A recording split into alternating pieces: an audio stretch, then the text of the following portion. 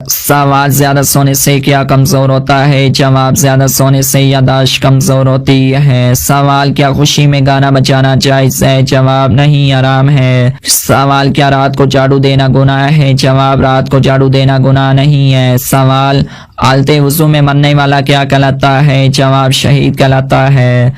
सवाल घर में कौन से कीड़े ज्यादा हो तो जादू की अलामत है? जवाब घर में चूंटियां ज्यादा हो तो जादू की अलामत है। सवाल जमीन पर सोने से कौन सी बीमारी नहीं होती? जवाब दिल के दौरे की बीमारी नहीं होती।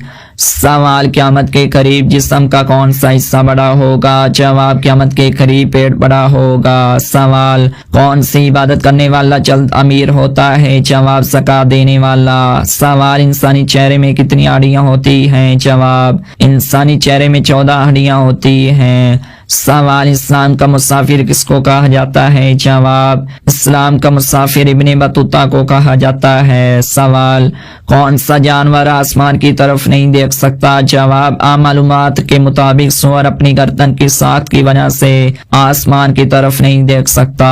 सवाल मक्का से बैतुल मुकद्दस के सफर को क्या कहते हैं? जवाब मक्का से बैतुल मुकद्दस के सफर को असरा कहते हैं। सवाल सबसे ज्यादा उम्र पाने वाला जानवर कौन सा है? जवाब सबसे ज्यादा उम्र पाने वाला जानवर अमूमन कछुए को माना जाता है, खास तौर पर गालापागोस कछुआ जो 150 से 200 साल तक जिंदा रह सकता है। सवाल सबसे खूबसूरत सहाबी कौन थे? जवाब हज़रत आयशा कल्बी रज़ियल्लाहु अन्हा। सवाल कुरान में मछली का जिक्र कितनी बार आया? जवाब कुरान पाक में मछली का जिक्र 4 मरतबा आया है।